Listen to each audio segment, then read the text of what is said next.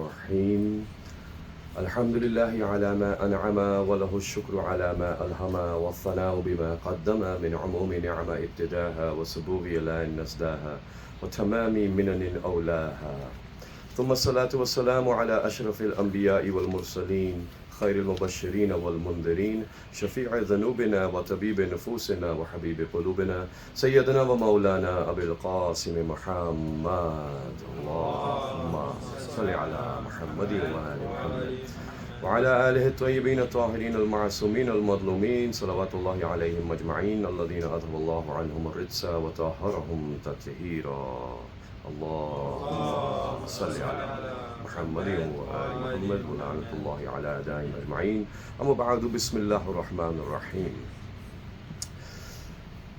Dearest mu'mineen, mu'minat, and brothers and sisters and friends, it is my honor once again to have this opportunity, and I don't have words. I don't have words for the love and respect this community has shown, the nur of iman within their hearts, and tolerating me the way you have tolerated me. Thank you for the beautiful gift. I am overwhelmed. You know, all I can say is thank you for tolerating me and my weird hat and my weird clothes, but you guys have shown me so much love, so thank you. I really appreciate it. We'll go through the questions quickly and then we can move on. I've made many friends here and I hope that we will stay friends and brothers, and my number is there, and so keep me in your hearts and your prayers, and also keep me in contact with me. And let's take a look at some more of these. So, okay. Now the first one, how do we defend the acts of latmiya and our grievance to others, who question it? And I think something like this similar was asked yesterday as well, and it's such a common question. And it's a challenging one, because what happens is we are doing something that is incomprehensible to the one who does not have the love that we have for Imam Hussein. Frankly, no religion has love the way the Shia have love. They have not given it the importance that we have given it. They have, they're like Christianity might have a love for Hazrat Isa alayhi salam, but it's nothing compared to the love that we have. Other sects of Islam might have love for the Holy Messenger sallallahu alaihi wasallam, but it is nothing compared to the love that we have. We know that that love is part of our faith, it is our salvation, it is part of our purpose, it is our function, it is a very, very important part of us. And so I have found personally in my personal discussions with people that it is very hard to explain an act that is of extreme grief. What is more possible is to explain extreme love. So once they can understand love, then they will understand extreme love, then they will understand extreme grief, then they can understand the extreme action that comes with latmiya and various other acts that we do in these days. So I would say it's a tactic, I know, it's not ideal, but it's the only one that I have found to be reasonably effective. That means diversion. They're asking me about the act, and I have to not talk about the act, but I have to talk about why I am doing this. So in a debate or in that type of situation, sometimes we divert to the main issue at hand. And the main issue at hand is not the act that you're seeing me do. The main issue that you should be asking me is, why am I doing this? This is what you need to ask me. What I am doing is extreme, and that's why you're asking why you're doing this extreme act. But what you need to ask me is, why have I gone to this length to do this act? Why is Hussein in the plains of Karbala sacrificing everything that he has? What is the reason for this? So this needs to be explained to them, I personally feel. At what point does a new action become a bid'ah? Okay, so if we are adding du'as in the prayer for good reason, is this classified as bid'ah? Okay, excellent question. So bid'ah is new action, and that means that some kind of change that we are bringing into it. However, when it comes to du'a, what happens is, there are certain du'as that we might ask from our heart in our own words, and that's fine. There are some du'as that we repeat the words of the ma'asumeen. And I have seen, for example, a man is asking the Imam about a du'a, and the Imam says, in the end of times, when faith is very, very vague and is being attacked from all sides, at that time, you say, Ya Allah, Ya Rahmanu, Ya Rahim, Ya Muqallibul Qulub, Thabbit Qalbi ala Dinik. Now when you say that, the man says, okay, I can say that. Can I say Ya Allah, Ya Rahmanu, Ya Rahim? And then he adds in something else, like Ya Aliyul Azim, for example. The Imam says, that is correct, he is that, but only say what we have said. That means it becomes important, according to this, that when an Imam gives us specific words with instruction, that we follow exactly what they say. When you have completed that dua and you want to add in your own words, and of course your own words are always acceptable, and it is a beautiful way to communicate with Allah subhanahu wa ta'ala as well, but we should try and keep the du'as of the Masumeen exactly as they are.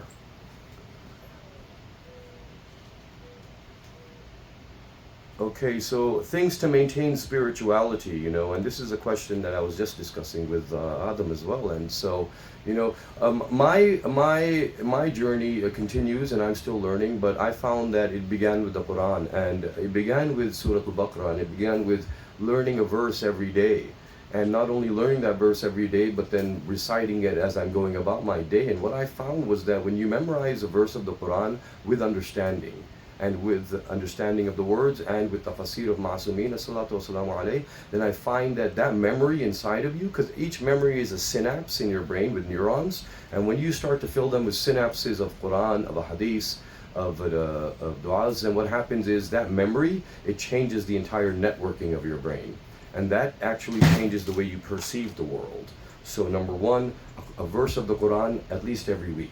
At least every week, one verse, memorized, understood, read what the Ma'asum have said about it, and then you'll start to see, inshallah, changes in your perspective. You'll be doing the same things, but everything will look different to you.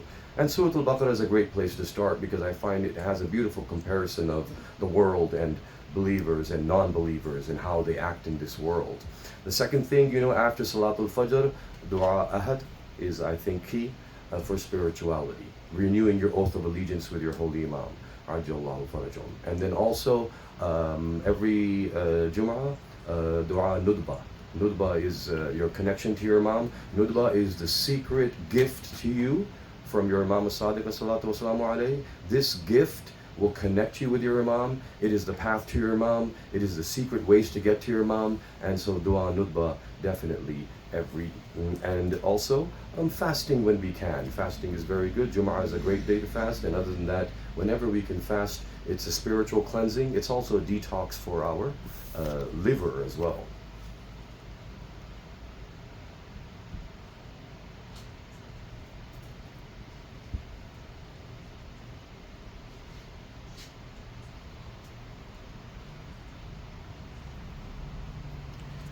Okay, so sorry, just one moment.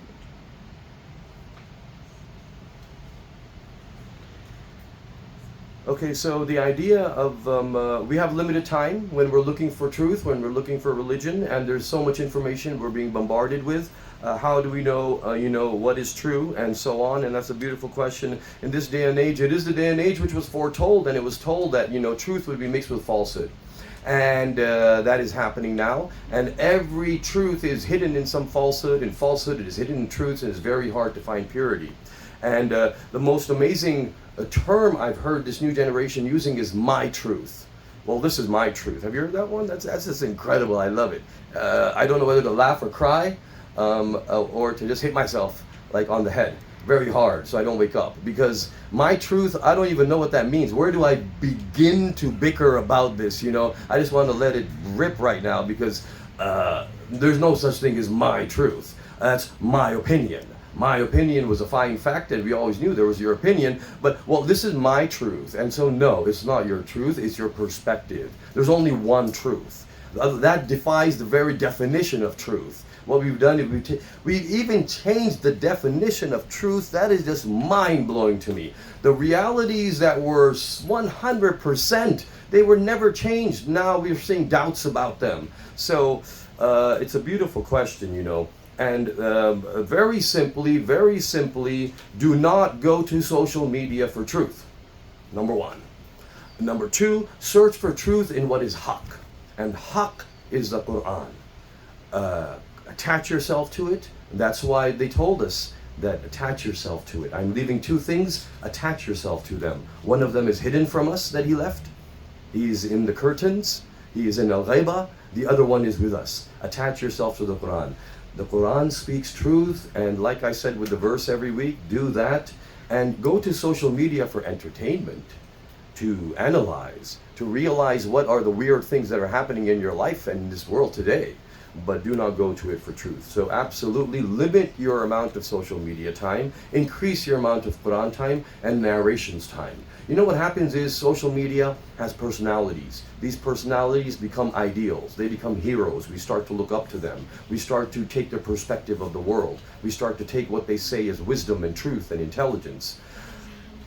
Look at your Aimma. Every day read one sentence they have said. Every day read one sentence. Keep yourself connected to them, because you're receiving thousands of sentences of falsehood.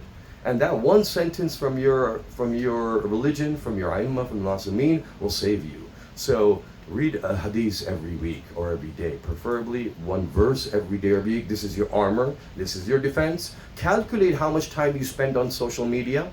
Divide it up. Calculate how much time you spend sleeping, eating, social media, and studying or working. And then see where I have placed within this schedule one verse of the Quran or one narration from my prophet or imam.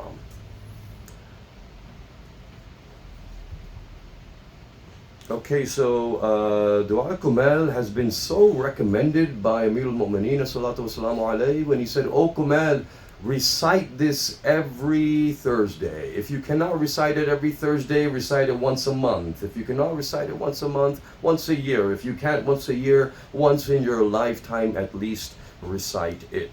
So definitely it is the path to fulfillment of all of your du'as. It is a miraculous dua in itself. And any dua, its main benefit is in the ma'rifah that comes with it. The ziyarah of the ma'sumin and the ma'rifah from the dua, you need to look at that. And so you need to look at the words. And every word, I mean, you know, Dua Kumal is the fazail of Amir al-Mu'mineen from beginning to end. It is the fazail of your Imam Ajallahu Farajahum from beginning to end. That's all I see when I read it, but that's my perspective. My perspective is very fadail of Masumin oriented, so that's what I see in that dua. So read it with understanding. And every time you read it every Thursday, then make sure you've translated 5 or 10 of the sentences into whatever is understanding to you, and start from the beginning and, translate it. And apply those, Each sentence is so beautiful.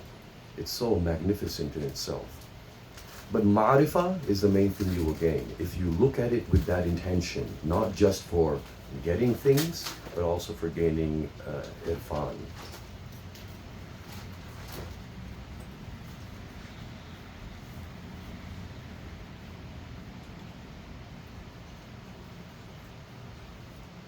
Okay, so absolutely, the one who knows is not the same as the one who does not know. And now, we need to look at the criteria for what is known and what is not known.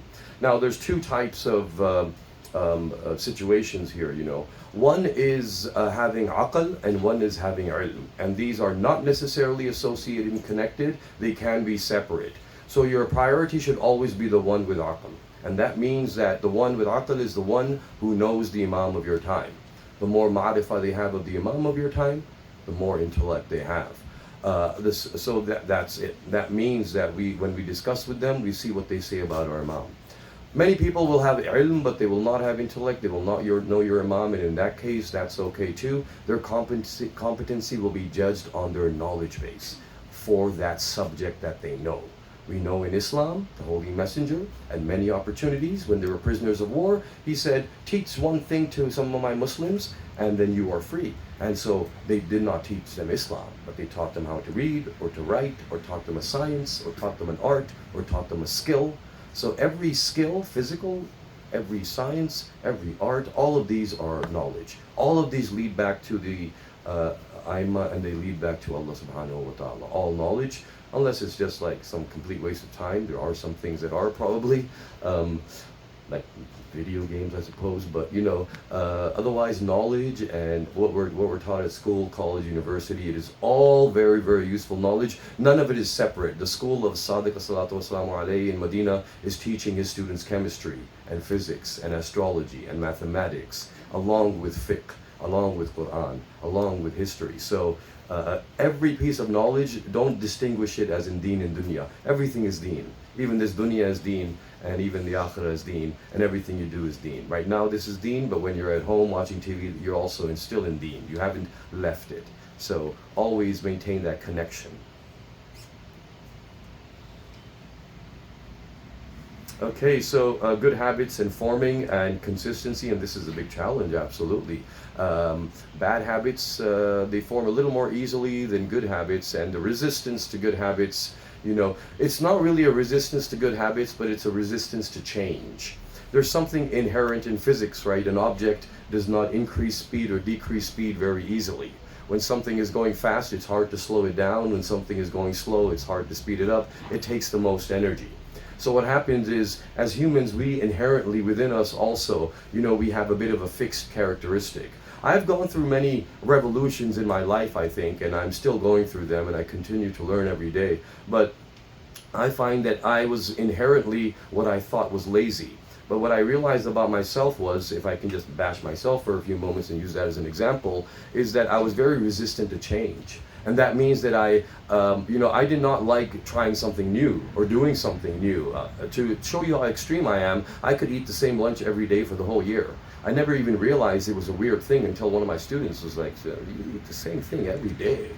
And I said, "Yeah, it's a good sandwich." They're like, "Don't you get bored?"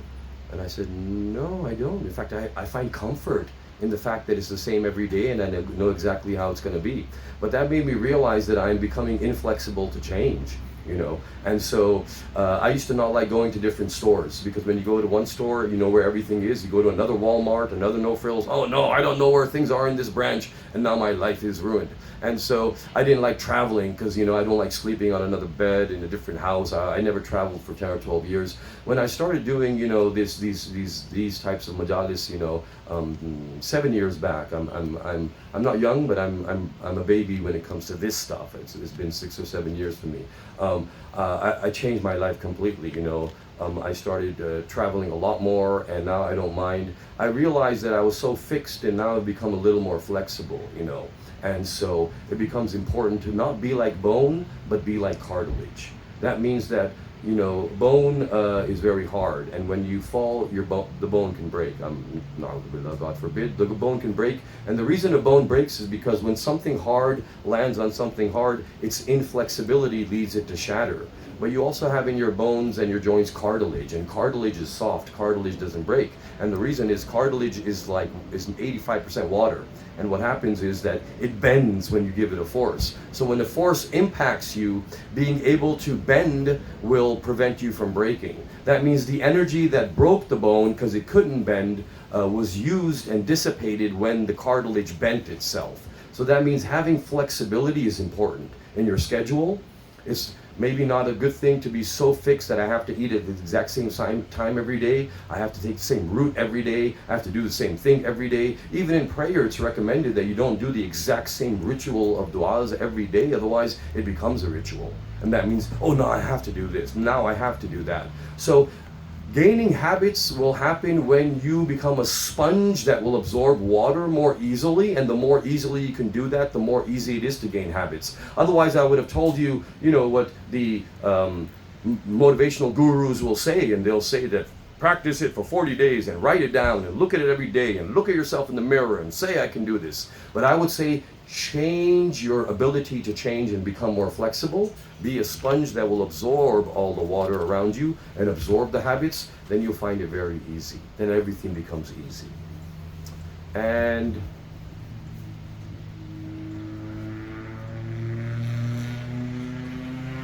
another beautiful question. So every technology brought some weakness to human beings. It made us have more time, but also made us weaker. So quite simply, back in the day when they washed clothes, it was a workout. Like, they were buff, because they were picking up those clothes and beating them and then hitting them with sticks and then hanging them up. And now I just throw them in the washing machine. So I'm not as strong as my grandmother was. And so with technology in the home, it weakens us from physical labor, so we exercise. That's not a bad compensation. We get stronger because of that. Chairs are our enemy, but now because we're used to chairs, it's hard to sit on the floor sometimes. Someone might have a back illness or some other hip problem or something that prevents them. But if you are young, sit on the floor as much as you can, because chairs are not our friend. Also, cars prevent us from walking. Walk as much as you can. Screen time weakens your attention span. Read as much as you can. And also, you'll find that internet and AI and these things, they decrease your questing patience, your ability. When I was in school and I wanted to know the answer to the question, I had to go to the I had to wait till we go to school.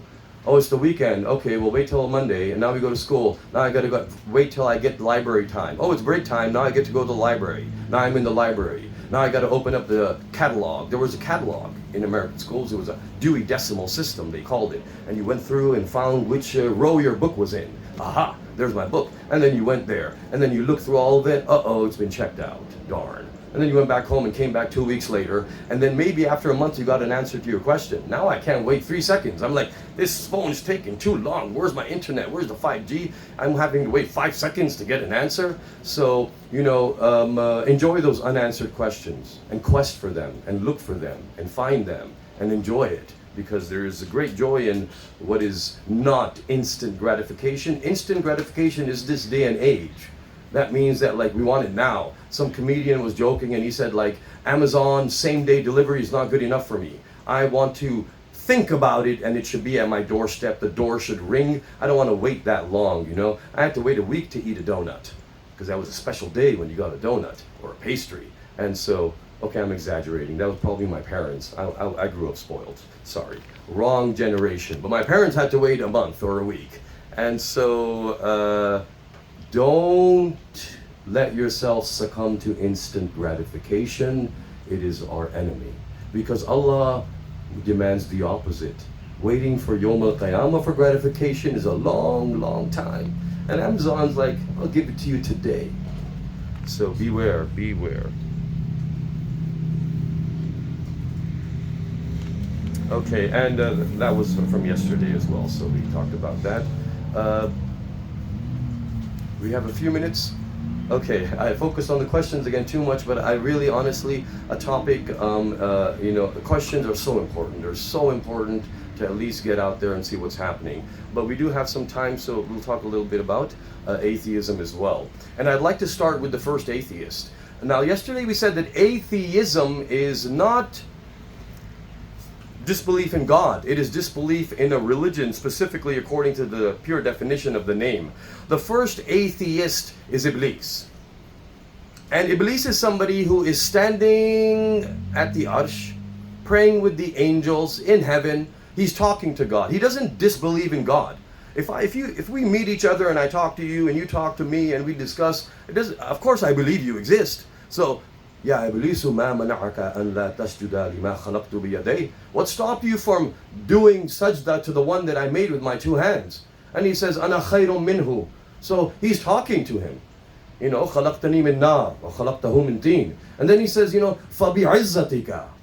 Fabi'izzatika. He says, I swear by your honor, Allah, I will misguide them. I will mislead them. Iblis is not a disbeliever in Allah. He knows Allah exists. He has spoken to him.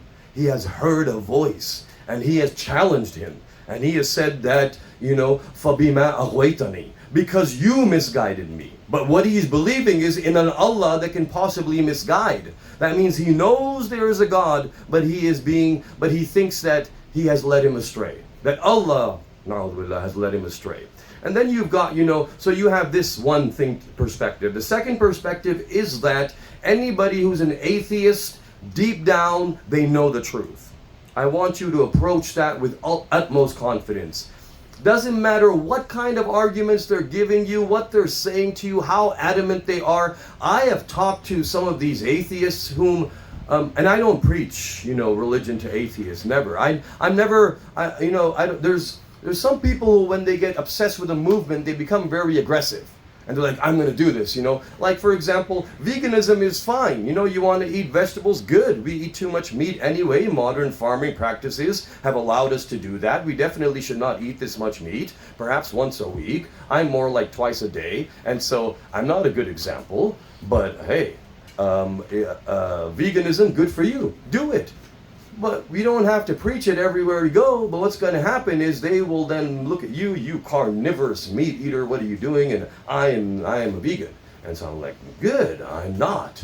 But I don't go around saying it. So the point is that there's some movements where we start to get very aggressive about it. Atheism is like that. They're very aggressive. I don't sit down with people at work and say, there is a God. But the atheist is going to make sure they let me know that I am misled and I believe in spaghetti monsters shooting spaghettis from the sky, and I believe in Santa Claus and all of these fantasies. So this idea of aggression, it's coming from somewhere. Personally, I found most of if you look at the history, whether it's Christopher Hitchens or that other Christopher or Sam Harris, or there's a lot of these guys out there now who are like the modern day prophets. I call them prophets. They are the prophets of atheism. Because if you want to be an atheist, but you're going to go to every country and sell tickets and draw 10,000 people of a crowd and then preach your religion, that means you have a great passion about your religion. You really love it.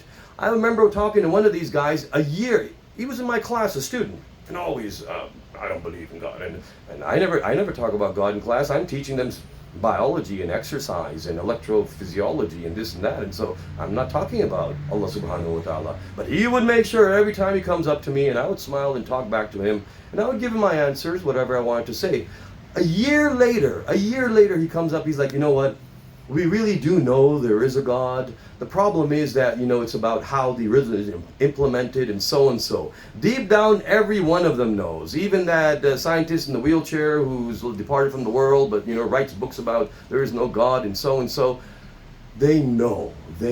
And why am I saying this with conviction? Not because of psychology, because of the Quran. Because the Quran says, وَأَشْهَدَهُمْ عَلَىٰ أَنفُسِهِمْ أَلَسْتُ بِرَبِّكُمْ, 7:172. And قالوا بلا شهدنا أن تقولوا يوم القيامة إن كنا عن هذا غافلين, that they bore witness, so that on the day of Qiyamah no one will be able to say I didn't know. So believe this, no matter how they talk to you, deep down they know. Why are they not admitting it? What is hindering them?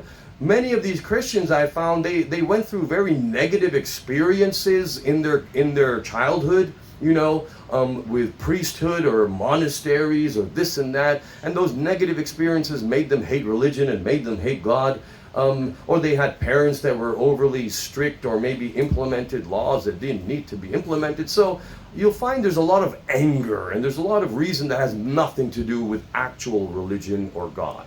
Now what happens is Iblis comes to the earth, and what is he going to do? Of course he's going to make sure that, he said, فَأَقْعُدَنَّ لَهُمْ صِرَاطَكَ الْمُسْتَقِيمِ, I will sit and wait for them upon the right path, and he is waiting. And what he's going to do is, at the time of Adam, he's going to use a different tactic. The tactic at the time of Adam alayhi salam will be that, oh look, this fire is Allah. Oh look, this is God. And then, later on we're going to see Nuh and Sam and Lut and Idris and so on. And as each one of them comes, Iblis's tactics will change. Now it's the sun. Oh, now it's the moon. Oh, now it's the animals. Now it's the mountains. Now there's 360 idols in the Kaaba at the time of the holiest messenger's arrival there, sallallahu alayhi wa sallam. So every time his tactics are changing. Now the tactics have changed. Over time, Iblis's tactic was different. The atheist was really a mushrik. And really that's basically what it is. There's no real atheists. They're mushriks. Now what's happened is they have taken science to be their God. So what's happened is Iblis realized that as people found out about the elemental nature of the sun, and it's a hydrogen fusion bomb, then who's going to believe that's God? And then they find out about, other entities around them, and as they start to learn about astronomy, astrology, and physics, and break down the atom, that's not going to work anymore. Now you're not going to have a talking goat or something. Now what you're going to have, you're not going to have the baby calf talking of, Samri and Hazrat Musa alayhi salam. Now what you're going to have is science. Science is the new, the new weapon of Iblis. And so now what's going to happen is, he's going to use that. And when they're going to use that, I assure you they have a religion. They all have a religion, whether they say they don't.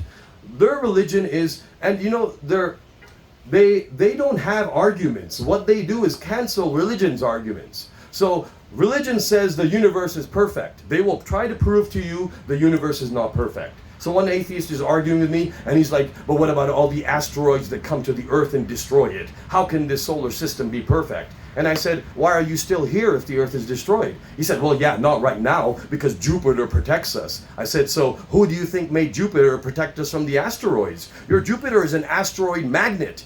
There are hundreds of thousands of rocks flying through space that would have hit us. Jupiter collects all of them as it moves around you, you know. And he says, well, there's other imperfections as well. What about the typhoons and the storms that happen on the earth? And so typhoons and storms, I said, why is that imperfection? How did you decide that's imperfection? Maybe it's a balancing act. The tornadoes and storms that happen are balancing out the weight and the physics and chemistry of the earth because of what you have been doing to destroy it. With your drilling and your mining and your pollution, you are destroying the earth, and the earth balances itself out like this. Yes, but how can there be a God when there are innocent children who are dying?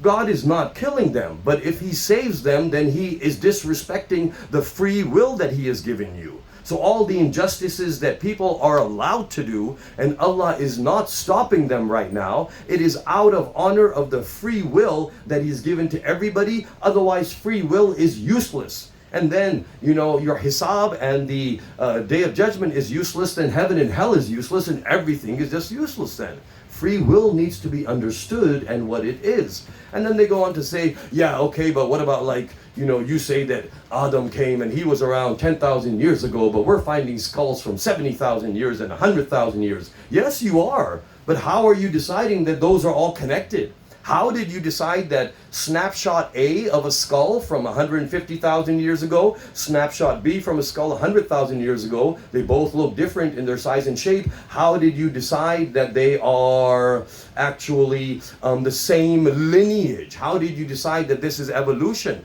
You did not see any change. You have not evidenced change. Instead, what you have done is you have just looked at person A and person B and said, oh, this must be this one because we said so for no reason. There's a narration that says, and it's hard to accept because we like to be the only ones and we like to be special. The narration says that this lineage, Amirul Mu'mineen salatu wassalamu alayhi, says that this Adam is the 70th Adam. Your earth has been around for 4.5 billion years. That's how long, and it takes, 5 million years to make one circle of your galaxy, right? And it's been around for that many million years, 5 million years, and it takes that long to make one circle of the galaxy. In that time, how many lineages of humanity could come and become extinct? It's possible that that narration is telling us there were 70. And that means that the previous shapes of skulls that we see are previous Adams and their children, and they were done, and we each looked a little different from each other. So it's hard sometimes for us to accept that there's other planets with other creations that are important to Allah. There's other lineages on this planet that are important to Allah. They can all be important to Him. But then what happens is they say, okay, well, these two are kind of, these two are connected. And then what happened was there was a single cell organism that turned into a lizard, that turned into an alligator, that turned into a bird or a hippopotamus and so on. We have not seen in 2,000 years of recorded history one example of carbon, hydrogen, oxygen combining to become a protein, combining to become an amino acid, combining to become a monosaccharide. Glucose is made of 6 carbons, 12 hydrogens, and 6 oxygens. Show me one example of where that many carbon, hydrogen, oxygen magically, accidentally turned into a glucose molecule. We don't see it. We have never seen simple to complex evolution. 2,000 years ago, the bacteria that were streptococci are still single cellular today. No streptococcus bacteria has turned into a multicellular organism. They say, but look, our DNA is the same as monkeys. Well, your DNA is the same as bananas too. What similarity do you have between you and a banana? In fact, you should have actually thought that the fact that the language of coding for your proteins and bananas' proteins and amino acids are the same, and the bacteria are the same, you should have realized that it's coming from the same programmer. It's the same programmer. If you find a computer and your computer has one program and my computer has one program, didn't the same person write it? So you see, it is obstinacy that is all that is happening over here, deep down inside, they do know. Then what happens is, they say, I was listening to a physics lecture, and physicists are great atheists nowadays. Not before. Before it wasn't like that, but now especially. It's a fad. It's cool. It's like, some of the other society things that you see happening, like being a different mind, like being a minority gender is cool. And same thing with being an atheist is cool. And so this physicist says that, we don't understand how every electron on the universe and every atom is the same. And so they have a theory about that. Their theory is that it's the same electron. They are willing to accept that it's one electron that's making up all of this, all of this, all of this, all of you, even the moon, even the sun, even that galaxy, that's all. It's this. They're willing to accept that one particle could be everywhere at once. But if I say that about Allah, we have a problem. One electron can be and the reason is they cannot understand how this electron is the same. How is it exactly the same everywhere? Because one creator made it. That's how it's exactly the same. It's not really difficult. So they're going to try and prove, then they will spend their time trying to prove that something can come from nothing. Because everything they do is against the religion, really. That's it. They don't have any vision of their own. It's whatever we have said, they want to prove the opposite. So we say that Allah makes, everything. إِنَّمَا أَمْرُهُ إِذَا أَرَادَ شَيْئًا أَن يَقُولَ لَهُ كُن فَيَكُونُ. So from nothing we get something. Be, and it is. So what they're going to say? They're going to say that no, that's not possible. We're going to prove that you can make nothing from something. So some of the physicists have done PhDs on making something out of nothing. And they're going to write some formula, and this formula somehow is going to be accepted, and then they have it. So remember, deep down inside they always know. I took a bit of too much time, but deep down inside they do always know. And so if they argue with you, realize that with confidence and conviction, that they know you're right, but they have to defend themselves, because when you're in the inferior position and you don't have answers, then you defend yourself. It's a very, very long topic, of course, and something that we can't do justice to. My time is up, and I know you have to go. Maybe we can end with just 2 minutes, and we can send salutations upon the 6-month-old son of Hussein, the thirsty one. He was mentioned in the Bible. The Bible says that a great battle will take place by the banks of the Euphrates. I saw the interview of a nun who became a Muslim Shia because of this verse of the Bible. She couldn't find the answer. She said that there was a battle that took place, and the Bible says this battle will take place on the plains, on the riverbank of the Euphrates, and there will be a large army that will be fighting a small group of righteous people, and those people will be slaughtered. Even amongst them will be a suckling baby whose tongue will be stuck to the roof of its mouth from thirst. And so when she looked for the answer, she found only one battle. She found the battle of Karbala. And that led her to Shia. Then her whole family converted. This is Ali al-Asghar. That even today his effect and his impact is there. I do not know how much Hussein loves his Shias, but when he says to Imam al-Sajjad, tell my Shias, Shi'ati, whenever you drink water, remember me, remember Hussein. And whenever you hear of someone who is martyred all alone, away from his homeland, then remember me. For I was the grandson of the Prophet who was killed for no good reason. He says, Laytukum fi yawmin Ashura. I wish that you had been there with me on the day of Ashura.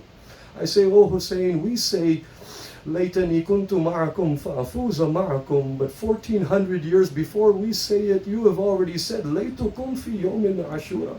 Jami'an tanzuruni. All of you would have seen how I asked for water for my little baby, but they did not show any mercy. And instead of giving water to my Asghar, they gave him an arrow. It is said the arrow was 3-headed. It is said the arrow was a very large one. It is said the arrow that was let loose by the bow of Hurmala traveled through the air and went through and pierced the neck of this little baby, and then pierced the baby's father's arm.